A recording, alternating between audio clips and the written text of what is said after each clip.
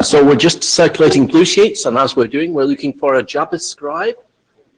If anybody can use Jabber, that would be good. Whoa, thank you.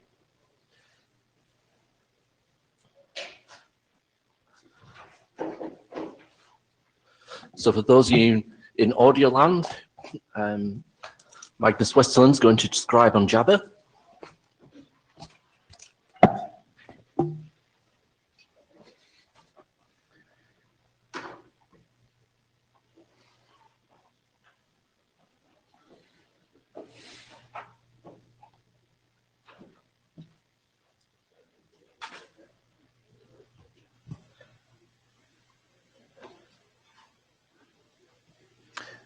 Okay, this is Tsvwg, the Transport Area Working Group. There are now 3 of us up here. I'm David Black, guy in the green sweater here is Gory Fairhurst, and Wes Eddy has joined us up here. More about that in a few slides. This is the note well. Please read it. It applies to you. It applies to anything said or presented in this session. Let's see. I believe we have a note taker and a scribe. Who's the note taker? Wes, I think, is going to take notes, right? If somebody else can we get somebody else to volunteer to take notes? We have a second set in case we miss one. Oh, Vincent. I'm sorry, who? Vincent Rocca. Vincent Rocca will also. Thank you very much, Vincent. Quick reminder: if you put Tsvwg as the second element in as a third element in your draft name, the chairs are more likely to take note of it and figure out whether we ought to do something about it in the working group. Okay, we have a third working group chair up here. Welcome, Wes. Thank you very much. Long IETF background, including a former transport AD. He apparently misses being responsible, or didn't have the good sense to step back when we called for volunteers. I'm not sure which, but thank you very much, Wes.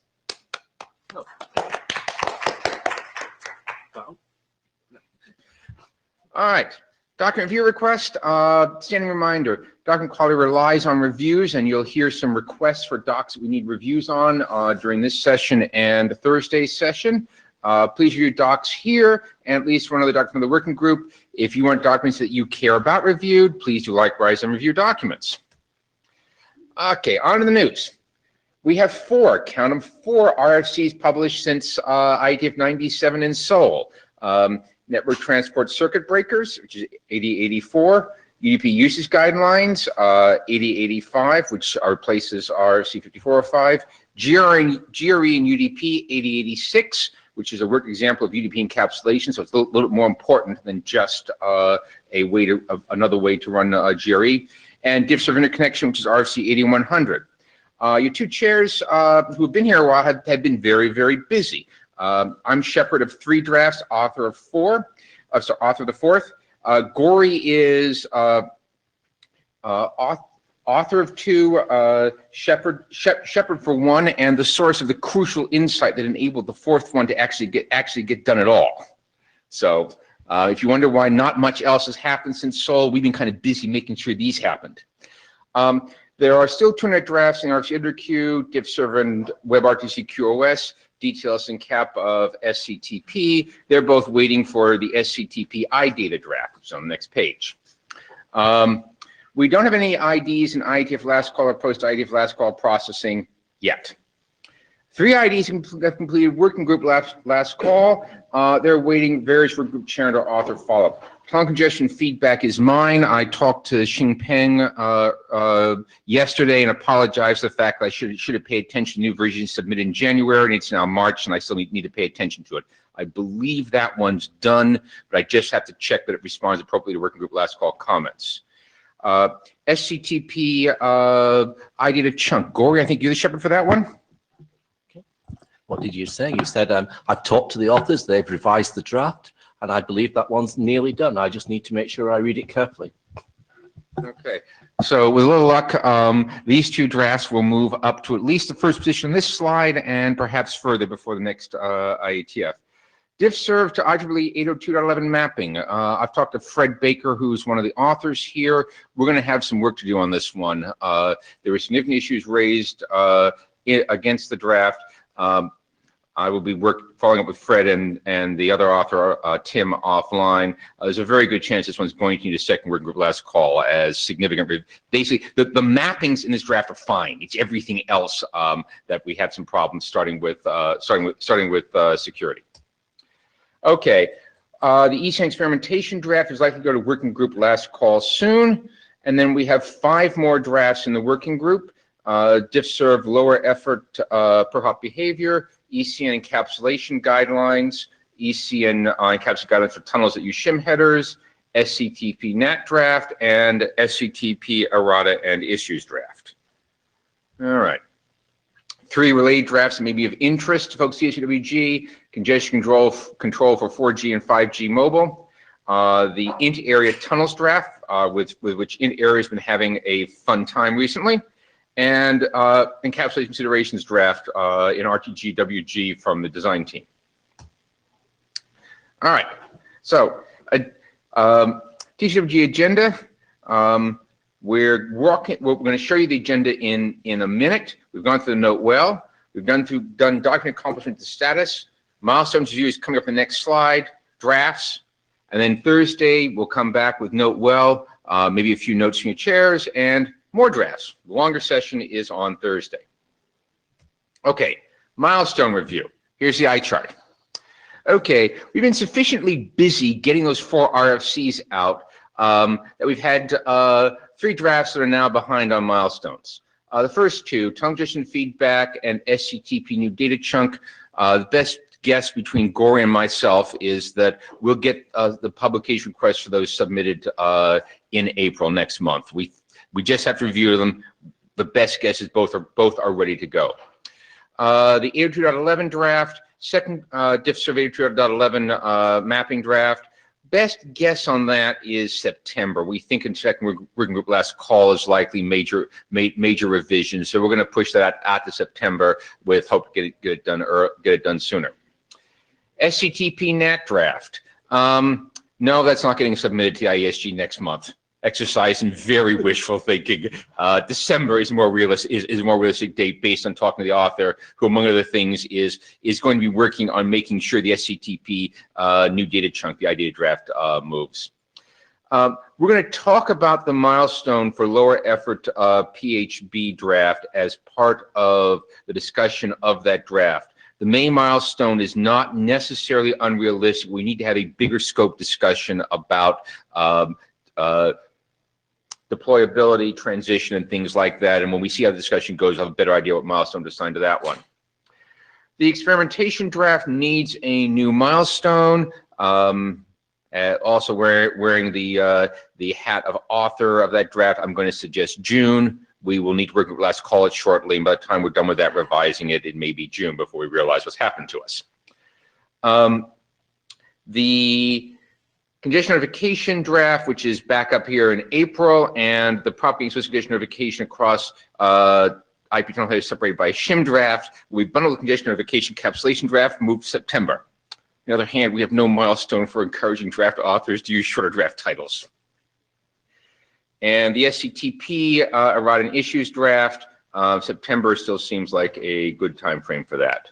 This is a heads up on milestones. And in essence, we've got 2 drafts we're likely to be sending on to RFC publication fairly shortly after this meeting. We need to talk about the LEPHB draft, hope to get explicit congestion notification experimentation draft, also moving along to RFC publication before the next meeting in Prague. Any questions or comments on this one? All right. We have 3 IDs that are calling for working group adoption. We discussed these in Seoul, and I think the direction is to adopt them. Wes will be talking a bit to these. These will come up in the session on Thursday. TSVWG is the venue that is intended for work on these drafts, and we'll pick these up on Thursday. You may even like to add them to your reading list before Thursday so we can talk about them. All right, agenda review. We're actually in the middle of item 1, although you've just seen item 2, which is we've talked through the summary of the 4 drafts with working charter milestones. We will pick up the LEPHB draft under item 3. This is the rest of Monday's agenda. These 4 drafts: ECN experimentation, the lower effort per hop behavior, and the 2 ECN tunnel encapsulation drafts. Everything else is Thursday.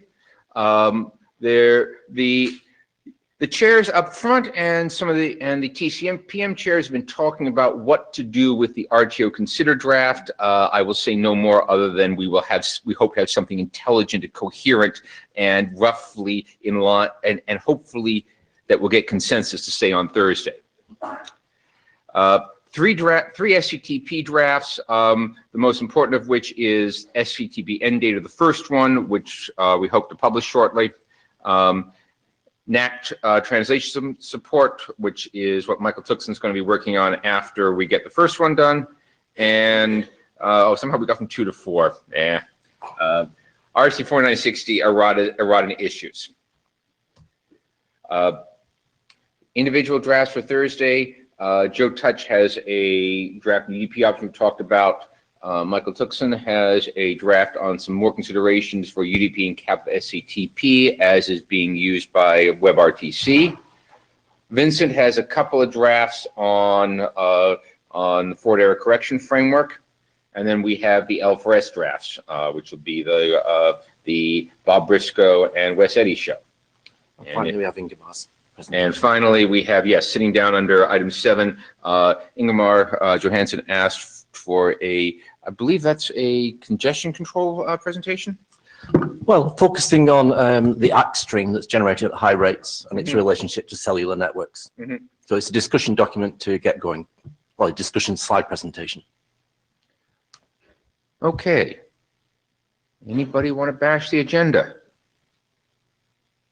Going once, going twice, consider it bashed. We may do it again at the start of the session on Thursday. Okay. So, one more thing, sorry. For all speakers, and it looks like I'm up first, we have this standing reminder. There's a pink box on the floor. You're supposed to stand in it, and this is what happens if you don't. You get mobbed by women.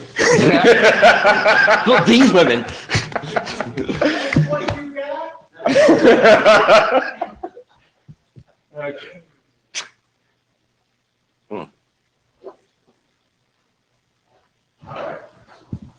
I'll step into the pink box, and that means I'm now standing here as the author of the experimentation draft. This draft was adopted by the working group after some discussion. There were a few comments during adoption. Pick one from Karen Nielsen. The -01 version of it reflects that comment.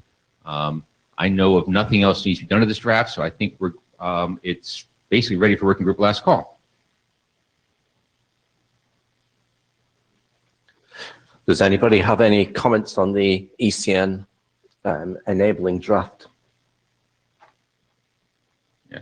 This is mostly a process draft designed to remove a few requirements in the base ECN RFC 3168 that are getting in the way of some experiments we want to run. Okay, David, last time around we had quite a lot of discussion about this. So I'd just like a show of hands of people who've read the ECN document from this working group so that we can know who's read it.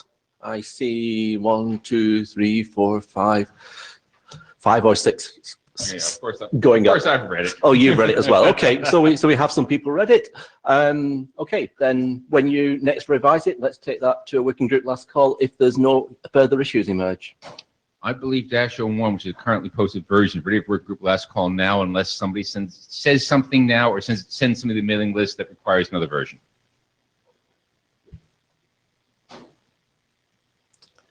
Anybody got any comments? Good. I like comments. So I'm just dropped in and I assume you talk about the first thing, right? We're talking about the ECN document to revise the use of the ECT code points. And I reviewed the document and I believe I sent some comments somewhere. Not sure if I sent it to the mailing list or to you, whatever. But my high level comment was that the document very much reads like, we do this because we want to do this experiment. And I think that's wrong. What we should say is, we do this because it's the right thing to do. And by the way, this opens up some experiment space. I don't think it's about the content. It's really about the wording a little bit. Do you know what I mean? Yeah, it's a PS, and I guess the document should last and be seen as inspiring in future times when we're not just enabling something, it's actually part of the spec. So is that what you're saying? You change the wording so it actually states what we really want to do? No. Rather than the intention of enabling the experiments. As you know, we want to make these changes because it's the right thing to do. And by the way, that allows these experiments afterwards. Yes. Okay, yes. Let me work with you offline on wording. The draft is guilty as charged, and for the most part, I left the technical rationale for the experiments to the underlying experiment draft. And it sounds like we need to pull in just enough technical rationale to explain why these changes ought to be made in principle. I'll try to work. I'll try to work wording with you offline. Yeah. So, but what I'm saying is basically you should even talk less about the experiments and more about the general rationales behind that. Okay. Okay. So as I said, we'll do a new revision then, and then we'll ask the working group for comments. Okay. Thank you, Mira. No problem. All right. Now what? Now what? Next level, next slide. Hang on a minute. I have the slides. I'll put them up. You can talk about them. Ah, yeah, that's good.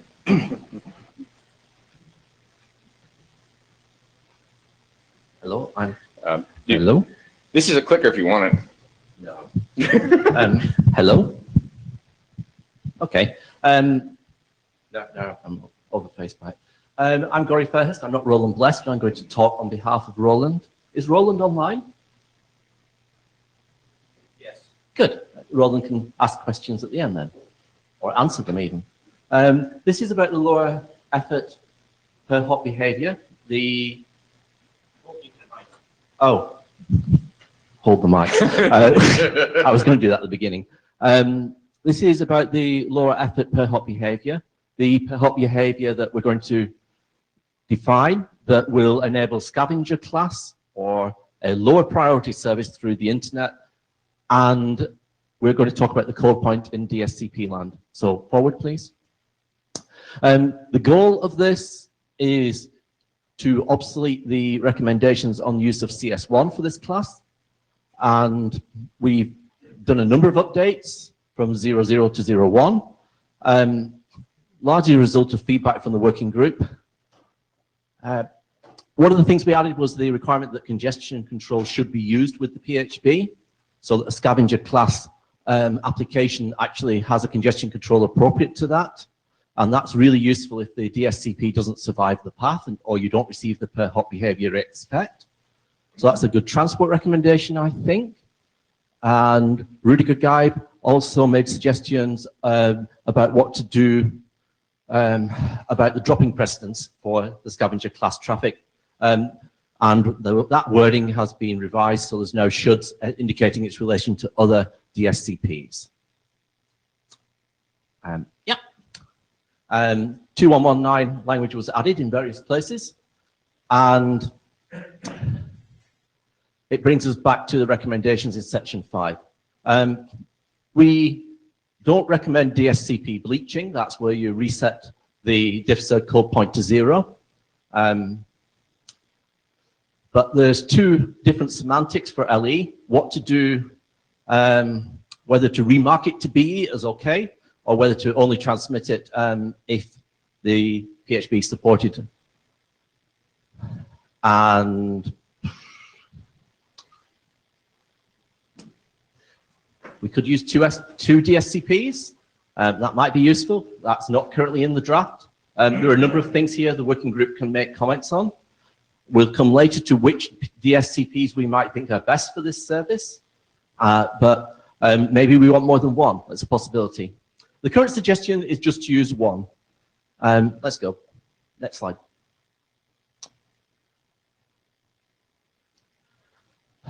DS domain that uses DSCP CS1 for marking LE traffic is doing something that's kind of odd because CS1 is actually higher than CS0, but that was incorporated into a RFC some time ago in 4594, largely as a result of Internet 2 experience, when they just wanted a code point that worked, and they chose one that worked. That's got a certain number of problems, not least the fact that when you go via a TOS enabled router that uses the old TOS marking semantics, it can remove the top 3 bits, zeroing those, and we end up with a very strange code point. So to get all this right, the text has changed, but yeah, read section 6 on explicitly what's changed with respect to 4594. Okay, and then we have some comments from David Black first. We need better distinction between networks in general and networks with full support of LE. We probably have work to do. This is not a document that's finished. It's a document that needs people to read it. The must remark requirement needs to be discussed in section 5, and I guess David will discuss this. Yeah, I think what we'll probably do is, if you're going to bring up your slides from MapRG or something like it later, let's do it in that context. So this is actually a transition concern. It's fairly easy to put musts on new usage. This is must on deployed running code, which is a little interesting. Yeah. Okay. And whatever we do, we've got to get the IANA considerations correct, and all these things will be incorporated into the next version. What's the next slide? Oh, a discussion of ECN in combination with LE has been suggested. That could be an interesting one to run. I don't think we currently have any text on this. So should any LE traffic be dropped prior to ECN marks for any other PHP?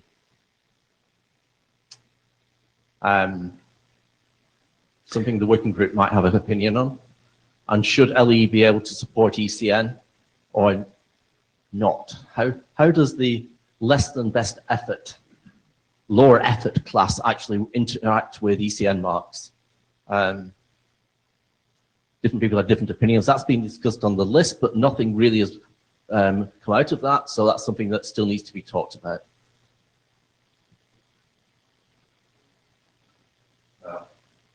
And then there's a choice of which DSCP to use for this new class. We need a DSCP to mark the traffic. There were 2 proposals originally. Proposal number 1 was use DSCP4. Proposal number 2 was use DSCP2.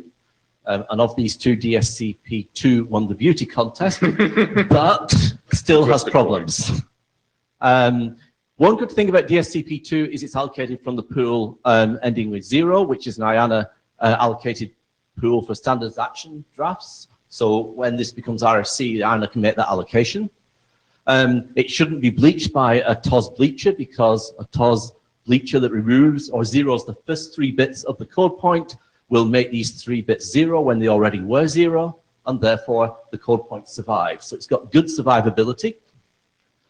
And is there a better choice? Well, there may be, because this bleaching that I mentioned causes other problems to other traffic, which means that other DSCPs currently get remarked to the value 2 as they pass through the internet. This is kind of a little bit of a nightmare, and for me at least it means something good to measure. So I'm going to talk in MapRG about some measurements we've done to try and start off figuring out what happens when you use DSCP2. Does it get through? I can tell you immediately the answer is yes. Do you receive other traffic with DSCP2 apart from the ones which tried to set it? The answer is yes, and an awful lot of traffic if you go through the current internet. So we need to think about this, and the big discussion here is, do we pick a different code point to? Right. Another one that I think is in MapRG presentation is, does DSCP2 get bleached to all zeros? The answer is about 80-90% no, but more than 10% yes, which is enough to pay attention. Yeah, which is why you really need to have a congestion controller running with this traffic class, the class of traffic. Okay, I think that's the debate, and probably the MapRG presentation should go ahead before we do something, David. What do you want to do now? Comments welcome. MapRG presentations, very important. My sort of general reaction to all this is, first of all, kudos to Gory and his students for doing this. Actual measurements of running code. Wow. And one of the issues here is, does the IETF now design something to work in the real internet, or do we just pretend that code point 2 hasn't been allocated and therefore isn't used? That last one is the real tricky question. Go on, Matt. I would like to suggest the solution that I would propose it would be to assume that 2 is the right answer and then try and inventory the amount of harm that's going to happen from things that aren't compatible with that. I'm sorry, I didn't see that this draft was on the agenda, or I would have read it, because this is something that this is actually one of the things I think is a huge missed opportunity for the IETF. And one of the things that would buy us a huge amount of additional capacity. We have all of these things in our pockets, which are often using prime data to update when they should be updating at 3 in the morning. And the total load just on that, especially in the Southern Hemisphere, is massive. And doing it right would make a huge difference. One minor technical question, which I wasn't paying attention to and I would have read, is there a spec that the passive open loops back the bit, the marking? Oh, that would be lovely. How are we going to do that? For TCP, we could do it. And for you, yes, I'm interested in that, but the spec doesn't have a way of doing it. So that one sentence seems to be out of scope on everybody's document, and that one sentence is very important. Although it's still a little bit tricky with DSCP, because just because you mark it as 2 and it gets there as 2 doesn't mean anybody actually treated it in the way that 2 is meant to be treated. I understand. That's one of we're deploying in the real world, but the fact is you have to start somewhere. This is a multi-party deployment. Yep. And the particular concern is, for instance, for uploading software. If I touch the installer, I want it to do it in the foreground. If it runs on a timer at 3 in the morning, I want to do it in the background. And so the application is the only thing that has a scope for knowing how that bit should be set. Yeah. Are either the TCPM chairs here? Michael? Scharf? No. Okay, because Matt, my reaction to that question is, if by passive open we mean TCP passive open, that's going to wind up as a TCPM topic. If we mean quicks, whatever quick is going to do, it's going to wind up there. I suppose the language is different, but the semantics are the same. The point is, if you're a server and the client connects to you, you want to echo whatever you thought the client said. Yeah. On the other hand, I'm hard put to recommend a whole RFC for one sentence, even though I've seen them. So this sentence has no scope, and the other one sentence that doesn't have any scope that is very similar is, if you're doing TCP, you should really turn on don't fragment. That sentence is also missing everywhere. I have no idea what to do about DF, but the ECN sentences could be carried in this draft. We just have to make sure that those 2 working groups had a good hard look at it at working group last call time. I think it could, but I'm not sure that's necessarily the right thing to do in this draft. It might be the right thing to do, though, in the IETF.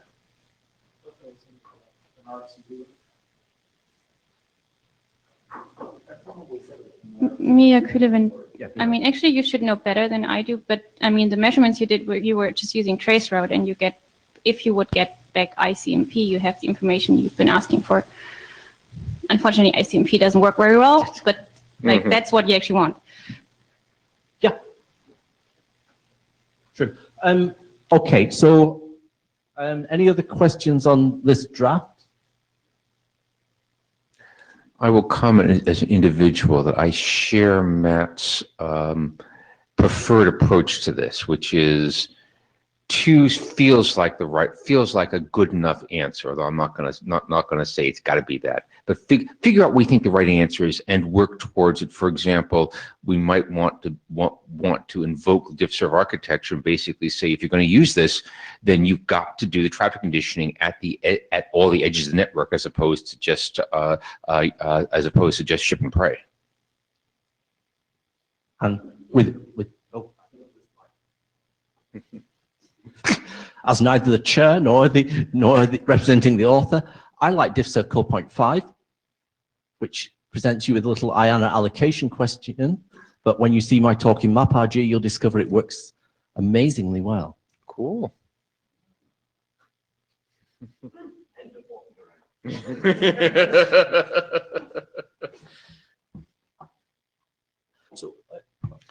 So we need, okay, back as a chair now, so I can have 3 goes at this. Read this draft, because we've talked about scavenger for a long time. We should have written this draft like 10 years ago, 20 years ago. Well, Matt's older than me. Okay, we should have written this draft quite some considerable time ago. Something's changed significantly, and people are really deploying networks that can carry DSCPs through them. There's a lot of work to get that fully deployed. Now's a good opportunity to actually write this draft and get it out there. So please comment, please discuss it on the mailing list. And pending discussion in MapRG, we need to sort of hold a finger to the wind that's not blowing this room and figure out what the right milestone date is. I'm pretty sure, based on discussion for right now, the current May milestone date for this is wonderfully premature. I'm inclined to go for September, in the hope that another meeting cycle will help sort out a lot of what's going on here. Okay, we can have more measurement data at Prague for certain. And I doubt we're going to have a resounding conclusion of exactly what to do coming out of this week. All right, let's try September. Maybe we can get done. Maybe we can get done faster than that. Let's try September. Okay. I see Bob Briscoe in Meet Echo, I think. Next up, I believe, is okay. Who's speaking for these 2 in-cap drafts? John will. Okay. On the first anyway. Cool. Excellent. So while John's coming to the mic, the intent of the working group chairs is to. Wait a minute. Oh, okay. I don't think I have the slides, John. So we're probably gonna need to plug you in. Are they in there? We're going to track it. In the tracker. Okay. So I didn't. All right. Let me. Slides are there, but All right. I need to go get them then. Hang on a minute here. While David's getting things set up, this document's been around for a while, so we will hear an update on it, and it's one of a pair of documents, so we'll consider its progress with respect to that. But have we got the slides? Working on it. Yeah. Okay. This is where you find the slides. They're here, and you click on this, and so this is the ECN and CAT guidelines. I think Bob just told version 8. Get closer to the mic. Is it better? No. Better? No. Okay. Eat the mic. Sorry. All right. So this is the ECN and CAT guidelines. Version 8 was stored this morning. And just to go over this has been ready since July 2016. The main purpose of the draft was to catch systemic ECN layering problems. And this work has been liaised with IEEE and 3GPP and has got positive responses. All of this has been updated in the draft. The latest updates, I think, were with relation to the protocols GU and Geneve, and also a whole bunch of other protocols, Trill, VXLAN, and so on. I mean, basically, the mechanisms of feed forward and up and feed up and forward, they've all been outlined and completed in this draft. The last set of comments, I think, that were addressed, one was about a must or a should that's been addressed in the draft. And lastly, it's the RFC 6040 update shim that has some dependencies to this that needs to be worked on. That's what Gauri was referring to. So going to the next page. Yeah, I think I got that draft wrong. It's not the Trill draft, but it's the RFC 6040 shim that should be there. That has some dependencies on it. And the question is, should both proceed to the working group last call together, or can this be handled separately? That's the question. Okay, so my preference, and I believe I'm the shepherd for these, has been to working group last call to pair, because they're fundamentally about the same class of ECN mechanism in two different contexts, and I prefer simply to last call them as a pair. That way we can get them consistent. If I understand what you just said correctly, nothing's waiting on the main ECN and CAP guidelines draft. The one thing we have waiting is waiting on 6040 shim draft, and so that's the thing that would unlog jam everything. So comments from working group are more than welcome. Somebody wants to see one of these move faster. Right now I'm inclined just to call them as a package, so that we get these two together, and people who are thinking about this look at both at the same time. Does anyone in the working group want to progress this particular draft faster than the other? Would you like to say? Okay, I have one other observation. This particular draft that John presented here hasn't really changed. The last update is simply to replace references with newer references. So if we had reviewers for this draft, we could get the reviews in early against this draft prior to the working group last call together. Does anybody wish to volunteer to review this for an early review?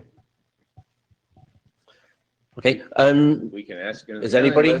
Oh, man over here. Yes. And where's the red button? The red button is here. Push the red button. I think that lets Bob speak. We'll see if this works. Well, that'll be exciting.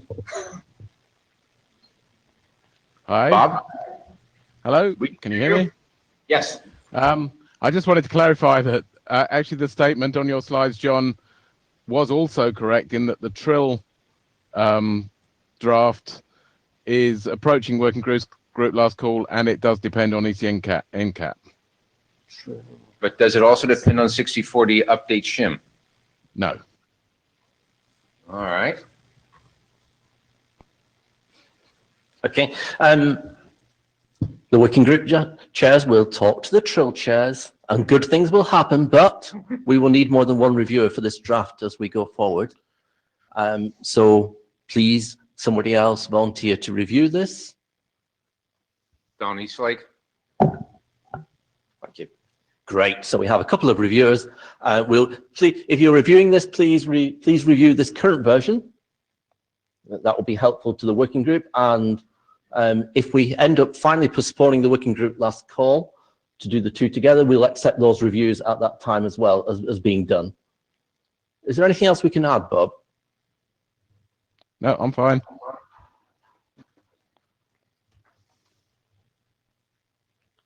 Does Bob want to talk about shim? Thank you. Thank you. Bob, did you want to say anything about the ECN and CAP draft on shims?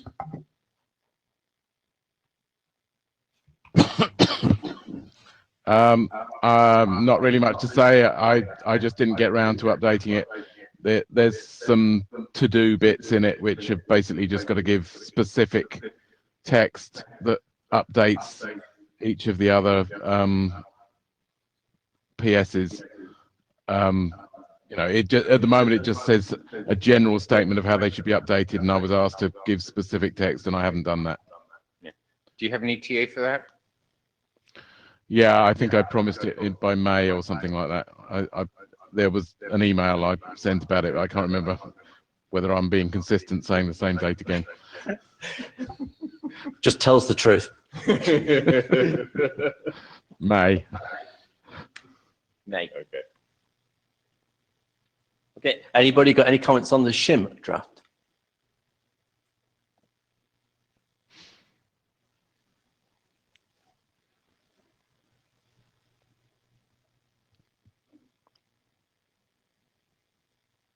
All right. Okay. I think we're probably done for today. Where are the blue sheets? Ah.